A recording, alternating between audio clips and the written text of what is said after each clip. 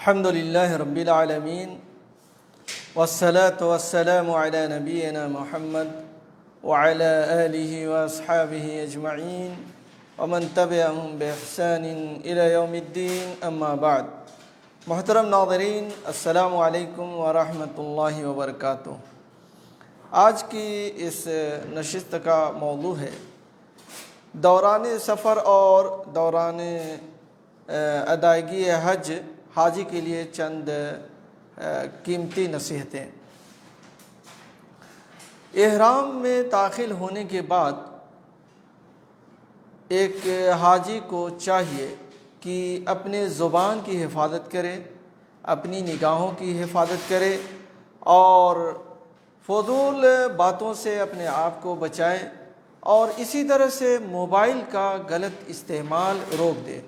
یہ تو ہمیشہ روکنا چاہیے غلط استعمال، لیکن جب وہ احرام میں داخل ہو گیا ہے، حج کے لیے جا رہا ہے، حج کا احرام باندھ لیا ہے، تو پھر وہ ان تمام چیزوں سے اسے بچنا چاہیے اور نیکی کے کام میں اسے بڑھ چڑھ کر کے رہنا چاہیے۔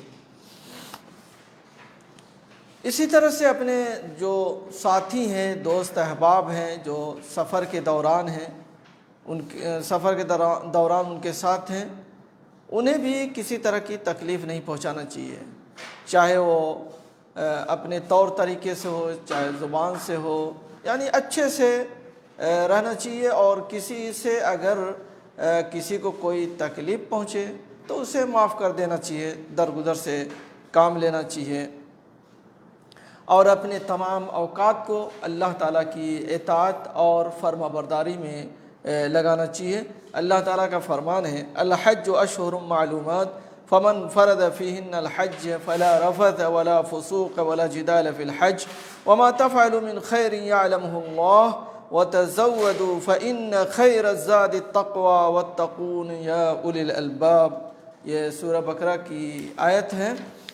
اللہ تبارک و تعالیٰ اس آیت کے اندر فرماتا ہے کہ حج کے مہینے مقرر ہیں، اس لیے جو شخص ان میں حج لازم کر لے وہ اپنی بیوی سے میل ملاپ کرنے، گناہ کرنے اور لڑائی جھگڑا کرنے سے بچتا رہے۔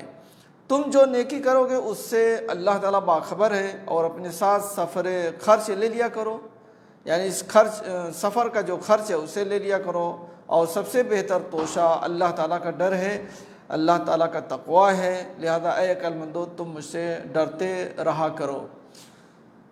تو حقیقت یہی ہے کہ سب سے بہترین توشہ اللہ تعالیٰ کا تقوی ہے، اللہ تعالیٰ کا خوف اور ڈر ہے، اور اس کے ساتھ اسباب کے طور پر ایک مسلمان کو اپنے ساتھ ضروری چیزیں لے لینا چاہیے، کچھ خرچ کے لیے ساتھ میں پیسے بھی ہوں۔ ایسا نہ ہو کہ آدمی کہے کہ میں تو اللہ تعالیٰ پر توکل کر لیا ہوں اور میں اللہ پر بھروسہ کر کے میں نکلا ہوں، مجھے کسی چیز کی ضرورت نہیں ہے، اور پھر راستے میں مانگتا پھرے، یہ چیز صحیح نہیں ہے۔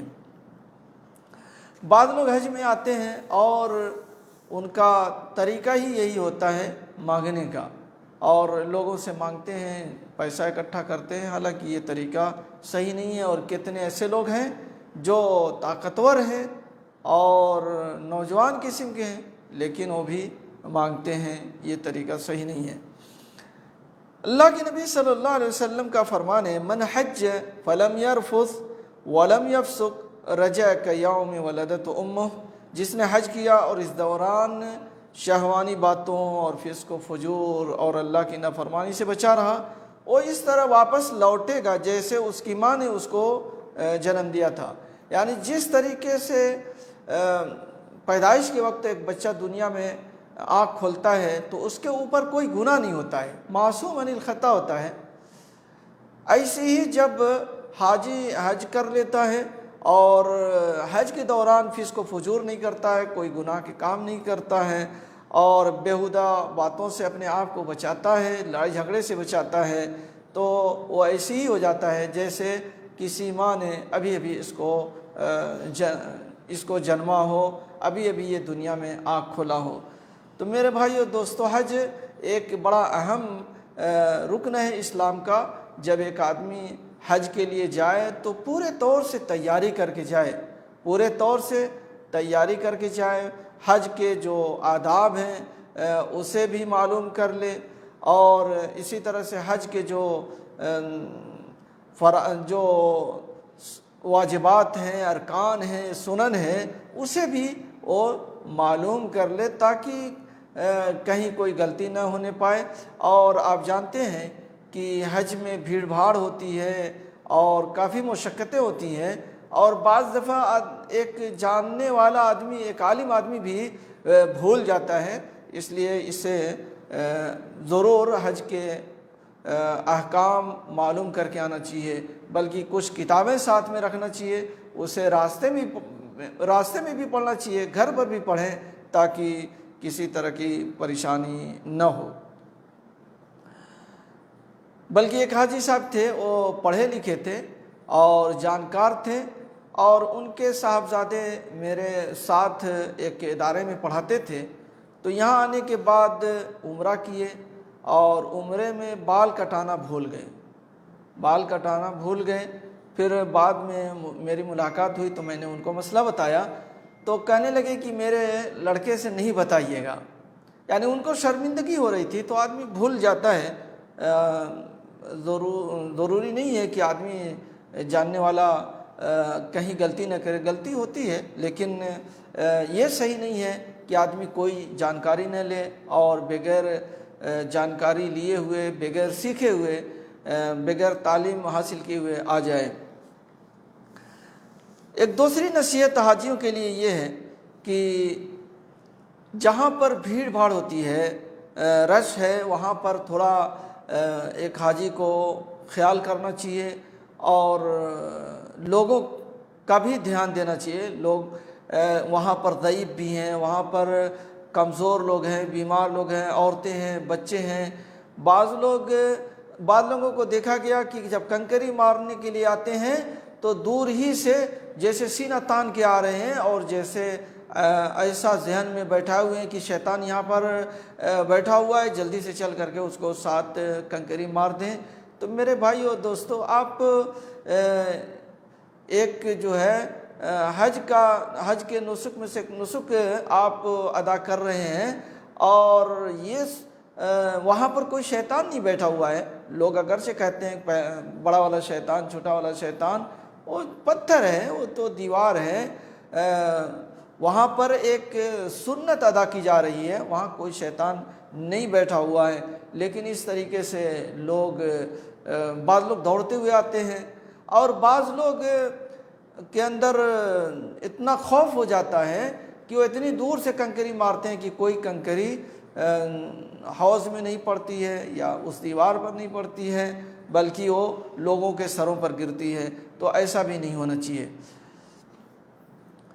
تو ہمیں مینا کے اندر بھی جو بھیڑ بھاڑ ہے وہاں بھی لوگوں کا خیال کرنا چاہیے کہ ہم سے کسی کو تکلیف نہ پہنچے، ہماری ذات سے کسی کو اذیت نہ پہنچے۔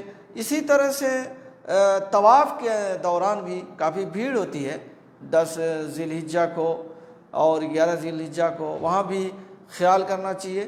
بلکہ ایک حاجی صاحب تھے تو کہنے لگے کہ میں نے طواف کے دوران ایک حاجی کو مار دیا ہے، میرے اوپر کیا دم ہے؟ میں نے کہا کیا مسئلہ تھا؟ کہا کہ وہ پیچھے سے میرے پیر میں ٹھوکر مار رہے تھے، تو میں نے ایک چانٹا ان کو لگا دیا۔ میں نے کہا کتنا غلط کام کیے آپ طواف کے دوران، اور وہ حاجی بیچارے کوئی جان کر کے تو آپ کے پیر میں نہیں لگاتا، بھیڑ بھاڑ ہے تو پیروں سے ٹھوکر لگ جاتی ہے۔ تو کہہ رہے تھے اب تو میں اس حاجی کو جانتا نہیں، میں تو ان سے معافی نہیں مانگ سکتا، اس لیے کہ پتہ ہی نہیں ہے وہ کہاں کے ہیں، تو کوئی دم ہے کہ نہیں ہے۔ تو اس طرح سے بھی لوگ آ جاتے ہیں۔ بتائیے طواف کے دوران کعبے کے پاس اس طرح کی حرکت کرنا، بلکہ آپ کو معاف کرنا چاہیے، بلکہ کسی نے جان بوجھ کر کے بھی اگر تکلیف دے دی تو معاف کر دیجئے۔ آپ حج کے لیے آئے ہیں، حج کر رہے ہیں، اور حج میں لڑائی جھگڑے سے بچنے کا حکم دیا گیا ہے۔ تو کہنے کا مطلب یہ ہے کہ طواف ہے یا صفا مروہ کی سعی ہے، اسی طرح سے جمرات پر کنکری مارتے وقت، اسی طرح سے عرفات میں مسجد نمرہ کے پاس جہاں بھی کہیں بھی بھیڑ بھاڑ ہے تو تھوڑا اطمینان اور سکون کے ساتھ چلیں اور دیکھیں کہ آپ کی ذات سے کسی کو تکلیف نہ پہنچے۔ اس لیے کہ اللہ کے نبی صلی اللہ علیہ وسلم سے پوچھا گیا کہ سب سے اچھا مومن کون سا ہے، تو آپ نے فرمایا من سلم المسلمون من لسانہ و یدہ، یہ بخاری مسلم کی روایت ہے۔ سب سے اچھا مسلمان وہ ہے جس کی زبان اور اس کے ہاتھ سے دوسرے مسلمان محفوظ رہیں۔ سب سے اچھا مسلمان وہ ہے جس کی زبان سے اور اس کے ہاتھ سے دوسرے مسلمان محفوظ ہوں۔ تو میرے بھائی اور دوستو، ہمیں اچھا مسلمان بننا چاہیے، اچھا مومن بننا چاہیے کہ ہماری زبان سے بھی کسی کو تکلیف نہ پہنچے، ہمارے ہاتھوں سے بھی کسی کو تکلیف نہ پہنچے، اور ہماری اولاد سے بھی کسی کو تکلیف نہ پہنچے۔ یعنی ہر دروازے کو، ظلم کے دروازے کو بند کر دینا چاہیے۔ ایک مسلمان کو ایسا ہی ہونا چاہیے کہ اس کی طرف سے کسی کو کوئی تکلیف نہ پہنچے، اور اگر کبھی کسی کو تکلیف پہنچ جائے تو معافی طلب کرے۔ یہ سب سے اچھی بات ہے، تاکہ دنیا ہی میں رفع دفع ہو جائے، آخرت میں کوئی اس کا گریبان نہ پکڑے۔ اگر کسی کی وجہ سے آپ کو تکلیف پہنچ جائے تو اسے درگزر کر دیں، جھگڑا نہ کریں۔ اللہ تعالیٰ کا فرمان ہے والذین یجتنبون کبائر الاثم والفواحش وَإِذَا مَا غَضِبُوا هُمْ يَغْفِرُونَ، اور وہ مومن کبیرہ گناہوں اور بے حیائی کے کاموں سے بچتے ہیں۔ یعنی مومن کبیرہ گناہوں اور بے حیائی کے کاموں سے بچتے ہیں اور غصے کے وقت معاف کر دیتے ہیں۔ جب غصہ آتا ہے تو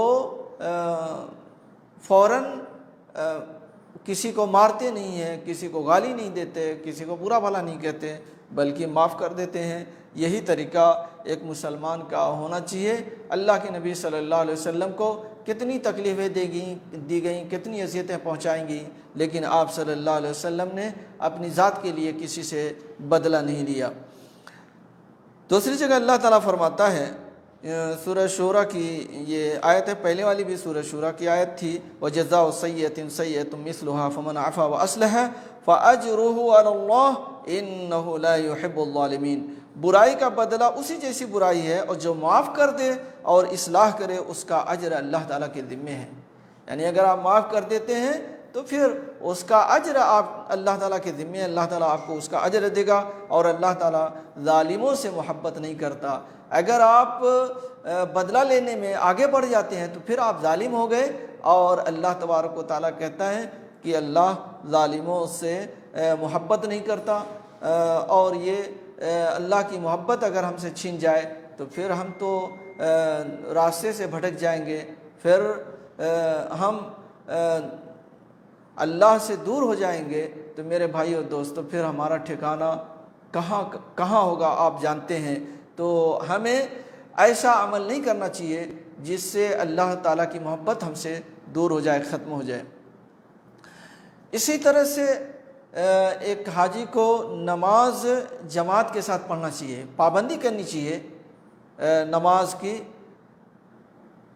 یہ تو خیر ہر مسلمان کے لیے ہے، لیکن حج کرنے والا حاجی نیک عمل کرے تاکہ اس کے حج کی قبولیت کے امکانات روشن ہو جائیں۔ اگر وہ نماز ہی نہیں پڑھے گا پھر حج کیسے قبول ہوگا، اور حج کا فائدہ کیا ہوگا؟ اور حج میں نماز بھی ہے، تو نماز کا اہتمام کرنا چاہیے اور جماعت کے ساتھ۔ اور کتنے مسلمان ایسے ہیں، افسوس کے ساتھ کہنا پڑتا ہے کہ وہ آتے ہیں لیکن جماعت کے ساتھ نماز ادا نہیں کرتے، کہتے ہیں کہ یہاں جو ائمہ ہیں حرم کے یا مسجد نبوی کے، ان کے پیچھے نماز نہیں ہوتی۔ میرے بھائی، یہ بہت برا عقیدہ ہے، فاسد عقیدہ ہے۔ بتائیے، یہ اللہ تبارک و تعالیٰ کا مبارک گھر ہے، اور یہاں کے ائمہ کے پیچھے نماز نہیں ہو۔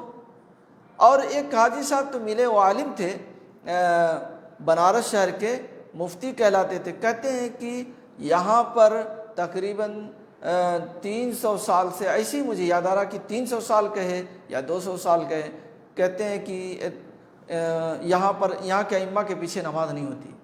اس طرح کی باتیں لوگ کرتے ہیں۔ میرے بھائی یعنی اللہ تبارک و تعالیٰ کتنا کمزور ہے اس یعنی آپ کے حساب سے کہ اپنے گھر میں ایسا امام نہیں لا پا رہا ہے جس کے پیچھے سب کی نمازیں درست ہوں۔ مسجد نبی میں نبی کے مصلی پر ایسا امام نہیں لا رہا ہے جس کے پیچھے سب کی نمازیں درست ہوں۔ گویا کہ آپ ائمہ پر الزام نہیں لگا رہے ہیں بلکہ اللہ تبارک و تعالیٰ پر الزام لگا رہے ہیں۔ یعنی یہ بہت ہی فاسد عقیدہ ہے، بہت ہی غلط عقیدہ ہے کہ کہا جائے کہ ان کے پیچھے نماز نہیں ہوتی۔ میرے بھائیوں دوستو، یہ لوگ مسلمان ہیں، ان کا عقیدہ صحیح ہے، یہ قرآن و سنت پر چلنے والے ہیں، نبی سے محبت کرنے والے ہیں اور نبی کے دین سے محبت کرتے ہیں، نبی کے دین پر چلتے ہیں۔ پھر کیسے کہا جائے کہ ان کے پیچھے نماز نہیں ہوتی ہے؟ اس لیے بہت سے حاجیوں کو دیکھا جاتا ہے کہ وہ جماعت سے کتراتے ہیں، جماعت کے ساتھ نماز نہیں پڑھتے اور یہ سوچتے ہیں کہ ان کے پیچھے تو ہماری نماز درست ہوتی نہیں ہے۔ اور کتنے لوگوں کو دیکھا گیا ہے کہ طواف کرنے کے لیے رات میں 2 بجے آئیں گے اور طواف وغیرہ کریں گے اور جا کر کے سو جائیں گے، فجر کی نماز نہیں پڑھیں گے جماعت سے۔ تو کیا فائدہ میرے بھائیو دوستو؟ طواف کرنا تو نفلی عبادت ہے۔ آپ جو ہے طواف کریں 2 بجے اور پھر جا کر کے فجر کی نماز میں سوئے رہیں، تو اس سے تو کوئی فائدہ نہیں ہوگا۔ اس لیے بہت سے لوگوں کو بعض لوگ غلط مسائل بتائے ہوئے رہتے ہیں، غلط ڈھنگ سے ان کی رہنمائی کیے رہتے ہیں۔ وہ بیچارے آ کر کے یہاں حرم شریف کے اندر آ کر کے بھی ان کو اطمینان اور سکون نہیں ملتا، پریشانی میں مبتلا کر دیتے ہیں لوگوں کو۔ تو ایسا نہیں کرنا چاہیے۔ آپ باجماعت جہاں بھی ہیں نماز پڑھیں، حرم میں ہیں تو یہاں باجماعت نماز پڑھیں، گھر پر ہیں تو وہاں کی مسجد میں باجماعت نماز پڑھیں، اور اس طرح کی باتوں میں نہ آئیں کہ ان کے پیچھے نماز نہیں ہوتی۔ اسی طرح سے ایک چوتھی نصیحت یہ ہے کہ خواتین غیر محرم مردوں کے سامنے بے پردہ نہ ہوں اور ان کے سامنے دوپٹے یا چادر وغیرہ سے پردہ کریں۔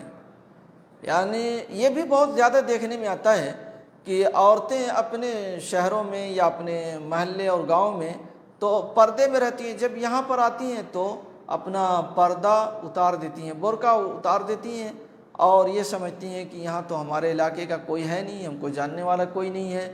ایسا نہیں کرنا چاہیے، بلکہ یہاں پر پردے کا زیادہ اہتمام کرنا چاہیے، اس لیے کہ آپ بڑی محترم جگہ پر ہیں اور یہاں پر آپ حج کے ارادے سے آئے ہوئے ہیں، آئی ہوئی ہیں، اس لیے پردے کا اہتمام کرنا چاہیے۔ ایک عورت کو پردے کا اہتمام کرنا چاہیے، پردہ نہیں چھوڑنا چاہیے۔ اللہ تبارک و تعالیٰ قرآن مجید میں فرماتا ہے، یا ایھا النبی کل ازواجک و بناتک و نساء المؤمنین یدنین علیہن من جلابیبہن ذلک ادنی ان یعرفن فلا یؤذین۔ سورۃ الاحزاب کی آیت ہے۔ اے نبی اپنی بیویوں سے، اپنی بیٹیوں سے اور تمام مسلمانوں کی عورتوں سے کہہ دو کہ وہ اپنے اوپر اپنی چادریں لٹکا لیا کریں، اس سے بہت جلد ان کی شناخت ہو جایا کرے گی، پھر انہیں ستایا نہیں جائے گا۔ یعنی جو عورت باپردہ ہوتی ہے ہر آدمی اس کا احترام کرتا ہے، اور جو آدمی بے پردہ ہوتی ہے، بے پردہ گھومتی ہے، مٹک کر چلتی ہے، پھر کوئی آدمی اس کا احترام نہیں کرتا، اس لیے کہ وہ دیکھتے ہی سمجھ جاتا ہے کہ یہ بیہودہ عورت ہے، یہ غلط عورت ہے۔ تو ایک عورت کو پردہ استعمال کرنا چاہیے، اس سے اس کے احترام میں اضافہ ہوتا ہے۔ یہ چند نصیحتیں تھیں حاجیوں کے تعلق سے۔ اللہ تبارک و تعالیٰ سے دعا ہے کہ اللہ تعالیٰ ہم تمام لوگوں کو صحیح راستے پر چلنے کی توفیق عطا فرمائے، آمین۔ وآخر دعوانا الحمد للہ رب العالمین، وصلی اللہ علی نبینا محمد وعلی آلہ واصحابہ اجمعین۔